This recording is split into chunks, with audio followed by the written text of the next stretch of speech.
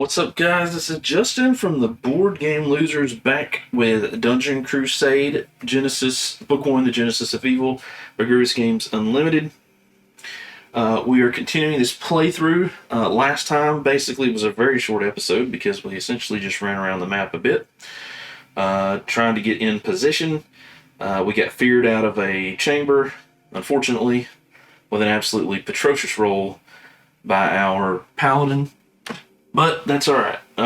So we've really basically just got one more round. This is the last round before we teleport to Celebration Day. So this should be interesting. Hopefully we can make it count and get a little bit ahead as far as our next quest table. And make a little progress on that. So without further ado, what do we got to do? Well, let's start with our standard. We got our upkeep, and we don't have any infliction. We don't have any afflictions. We do have a torch, so D12 for our paladin, and the torch stays lit. Unchannel any special abilities. We did not use any special abilities. We only gain special abilities. Place initiative tokens. So I think this time we're going to do this a little bit different. So I think what we're going to do is we're going to do one on the paladin, and then we're going to do two on the battle mage. Then we're going to do three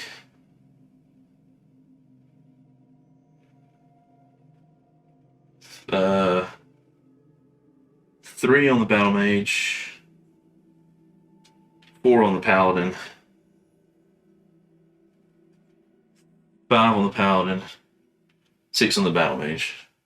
We're going to break it up a little bit. Pretty much, we're going to be staying on the same area, so it's not going to be a huge derivation. It's just I want to, because they both kind of have lower health and not a lot of essence, if we hit a chamber where the strength of our battle mage could help, or the strength of the paladin could help, I want us to be able to do that. So that's kind of why I'm doing them kind of staggered like that.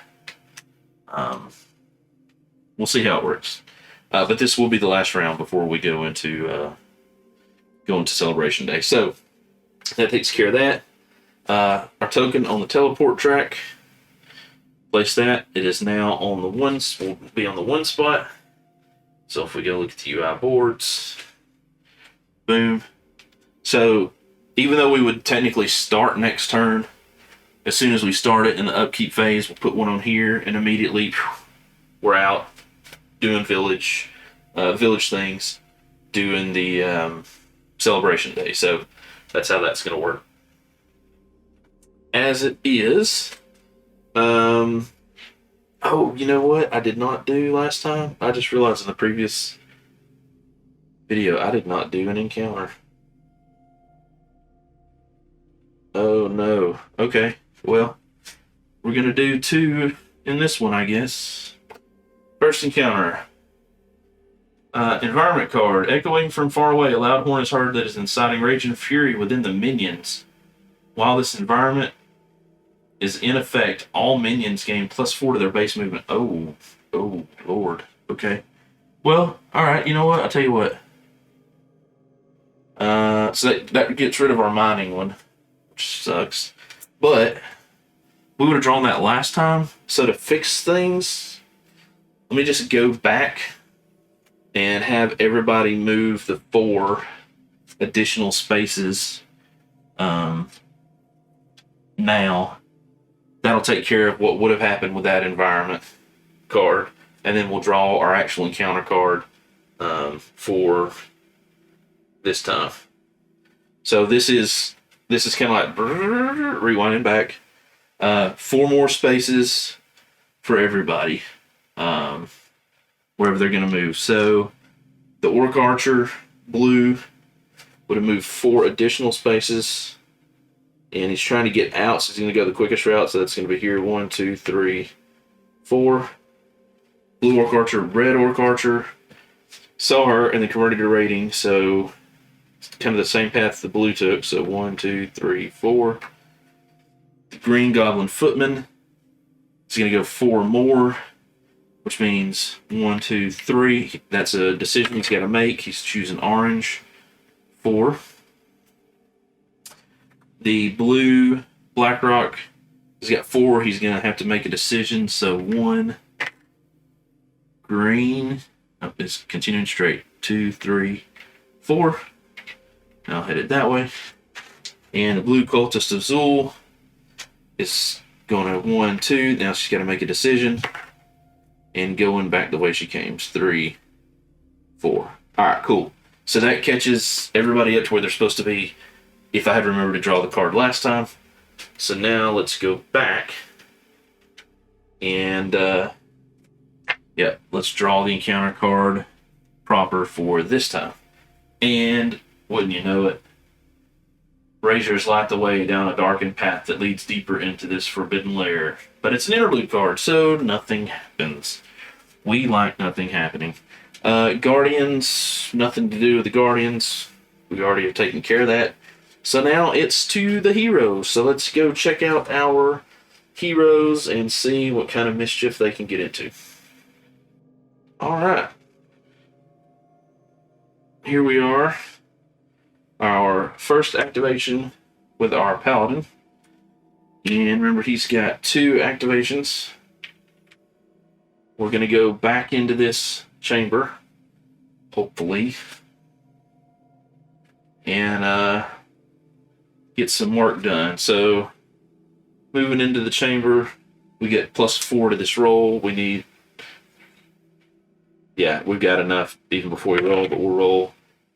Yeah, we got 6 movement, more than enough. And 1, 2, 3, we're in the chamber, and we're going to go ahead and rally. So this is a rally token from our Battle Mage.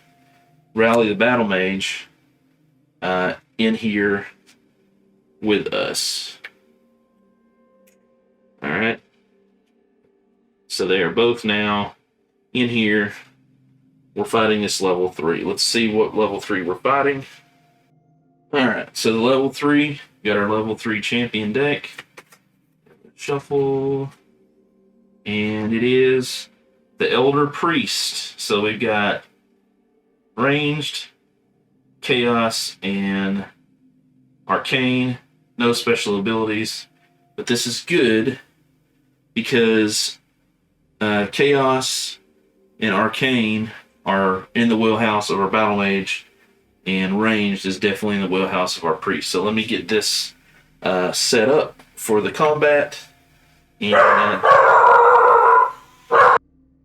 alright, so here we are with our combat. So because this is 2 people, really what we're going to do is we need to roll to see what the order of these are, because now we have 2 weapons in play instead of 1 weapon.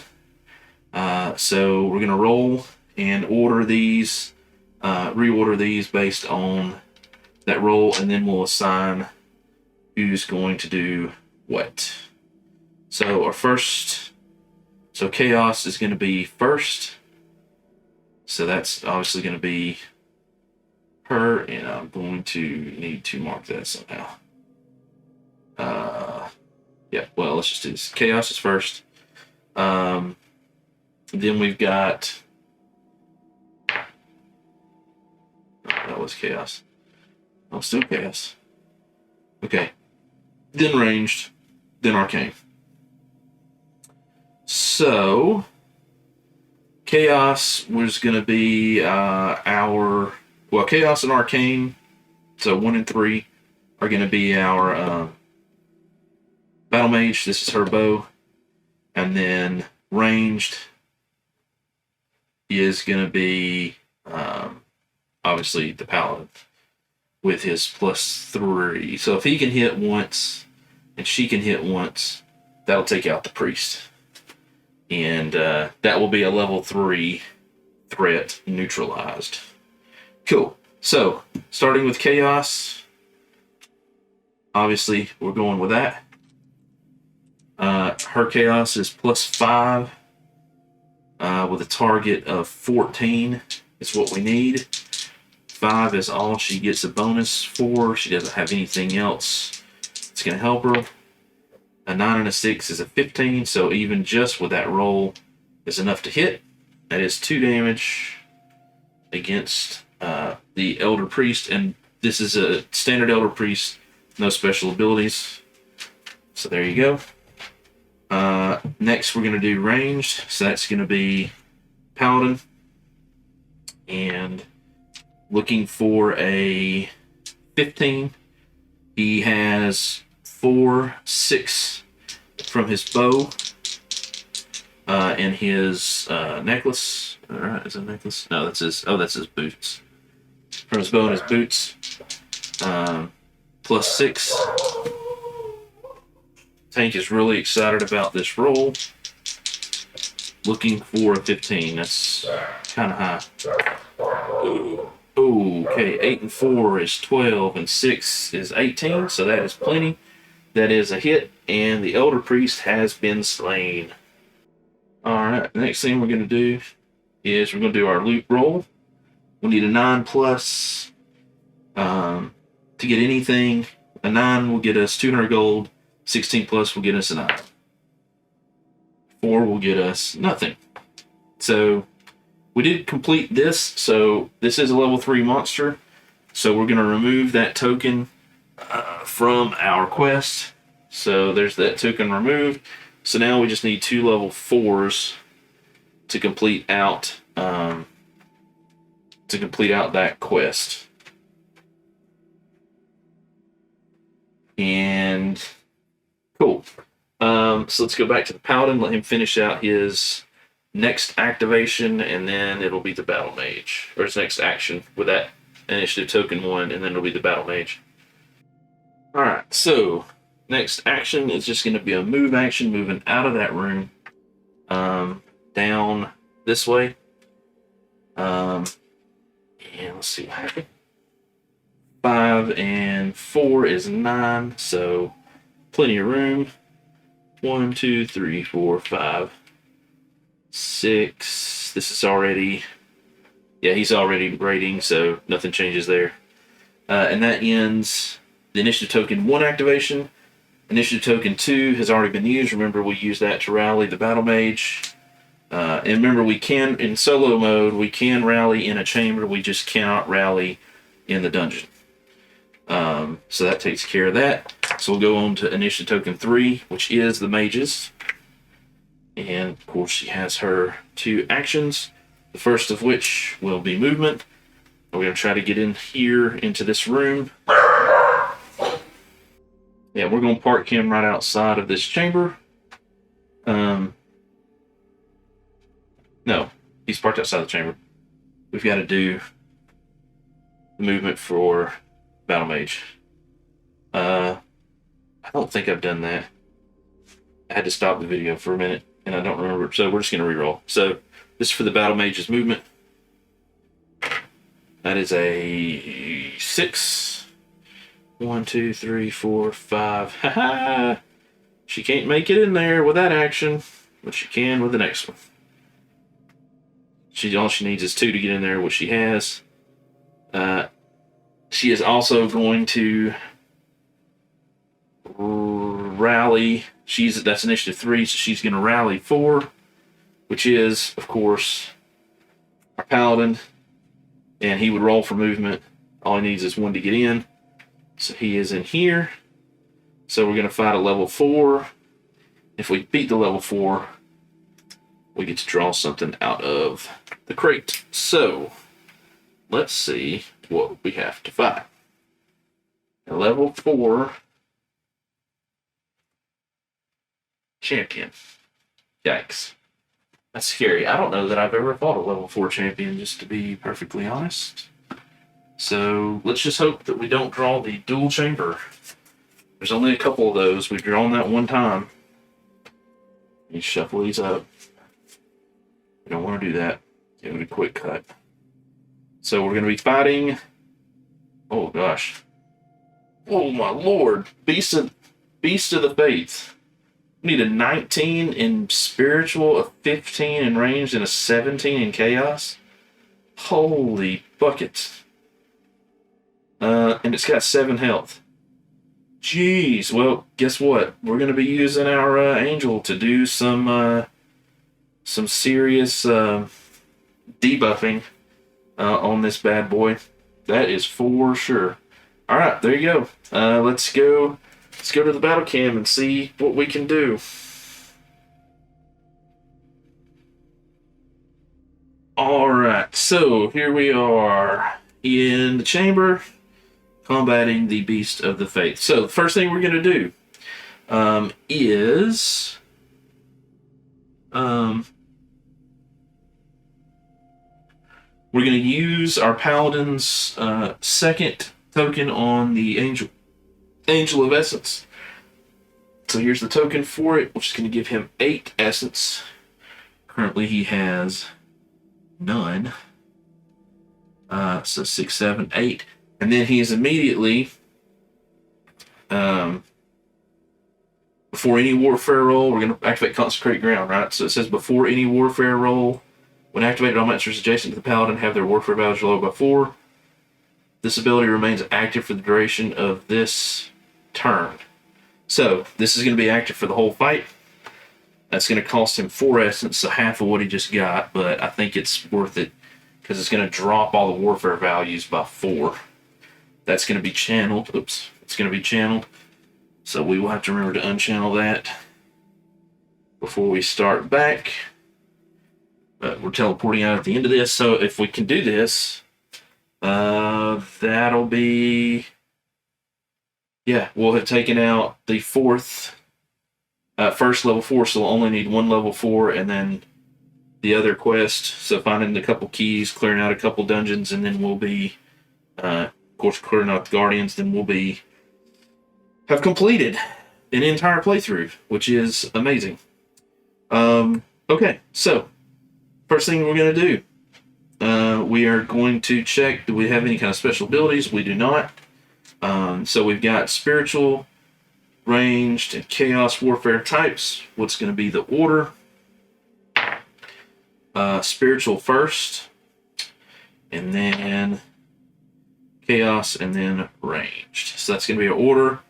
Spiritual, definitely going to be our paladin. Chaos is going to be our battle mage, and range is going to be our paladin. So, spiritual first. Going to use the bow there. We have a target of 19. Remember, we debuff that down by 4, so that becomes a target of 15. We have +4 from our hero, +3 from our Pennant of Lost Souls. That's +7. And we need a 15. 10 and 2 is 12, and 7 is 19. That is enough to hit him. We smack the Beast of Faith for 3 damage out of the 7 that he needs. Next up, next round, same round. Going with Chaos next, that's going to be our Battle Mage. She gets a +5 for Chaos. That 17 is going to be debuffed to a 13. So, that's not going to do it. 5 and 1 is 6. And 5 is 11. So, nowhere near enough. She takes 2 damage. She goes from 6 to 4. That's unfortunate. So, that's taken care of. And then ranged will be our Paladin, who has 0 from his board, but 4, 6 from his weapons and armor. Our target is 15 minus 4 is 11, and this is +6. 16 is enough on its own. Yeah, that is a straight smack. All right, that's 3 damage. Boom. Now remember, this is chamber combat. This is not 1 round. We go till we want to stop. So we're going to keep going. This is the next round. And remember, consecrate ground said until the end of the turn. Let's look at it again. Make sure we get our verbiage right here. It says, this ability remains active for the duration of this turn. Now, the definition of a turn is the entire set of phases from top to bottom. That is, if we look at our reference card, remember that says the 5 phases that comprise one full turn. So a turn based on the reference card is from start to finish. So we will continue to have that debuff. And if he went into another room, he would also have that debuff. So that's pretty good. I mean, it is a lot of essence to cast, but you can cast it every turn and kind of like walk around with a -4 the whole time, which would be crazy, but hey, we've seen crazier. All right, so let's roll, see what the order is. Okay, we're starting out with spiritual, and then we're going to go to chaos, and then I think that's the same order we just did, isn't it? No surprise. We're going with Paladin 4 Spiritual. He gets a +4, +7. The 19 is debuffed to a 15. So this +7, 4 and 5 and 7 is 12. That is not enough. And that is 3 damage to the Paladin. He goes from 8 to 5. That's not good. All we need to do is 1 damage. Chaos, we get a +5. Now, I'm assuming, as I understand it, that debuff is going to happen also for our hero in this battle mage. So I could be misplaying this, but I believe that's correct. So she gets a +5. The 17 becomes a 13. So this +5, 7 and 5 is a 12. That is not enough. She takes 2 damage, so she's down to 2. Ranged, 15 debuffs down to an 11. We have a +6 with our Paladin. So +6 to this roll, looking for an 11. There's 14 and 6 is 20, more than enough. And that does take out the Beast of Faith. Wow, that was much more difficult than I thought it was going to be. And that was with the debuffs. So, there you go. Alright, let's do our loot roll. We need a 10 plus to get 200 gold. 16 plus will get us a treasure. You saw it almost landed on that, but it didn't. It landed on a 5, which means, once again, we get absolutely nothing from these guys. Now, what I'm hoping is that I have not... Oh, man. Does that count for loot rolls? Oh, my God. If it does... Oh, my gosh. I think it may. Oh, shoot. I just realized that. Why did it take me almost 30 episodes to realize that?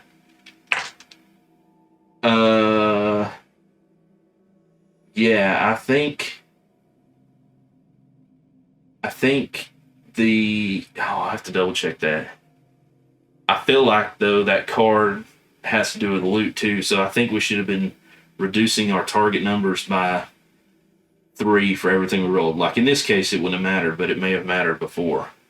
Oh, man, that sucks. Okay, well, we got a level 4 monster killed. I mean, hey, that's good. I'm okay with that. That's one more done towards our goal, and I've taken him out. All right, cool. Next set of actions, initiatives. We got a 5 and a 6. Oh wait, no. Remember, we had a crate. I almost forgot about the crate. So let me find the crate bag. which is somewhere over here. Here's the crate bag. So this is our loot bag for crates. We're gonna shuffle this up,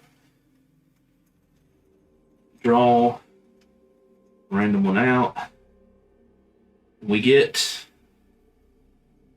500 gold. Hey, hey, hey, hey, hey, hey, hey. I like gold. Finally, something that went slightly in our favor. That is going to go to the paladin. So we're going to put it on his board, and that's going to complete. That's going to complete his turn. So that is done. And yep. So what we're going to do, I think what I'm going to do for the next turn, because there's nothing really, I don't need to do a 3. There's not anywhere that I can really go and be effective. So for our next turn, our next 2 actions, because remember, Paladin has a 5, the Battle Mage has a 6. We're just going to go ahead and buy the next level of the 2 things that we just bought.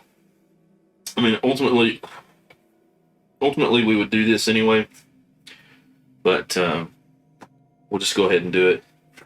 So he is going to purchase the level 2 of Holy Guardian. Just going to help him. It's going to cost him 3. And then she's going to purchase the next level of Imbued Fury, which is going to cost a total of 6. 5. 3 is 8, so I'm going to pay the 6. Boom, boom.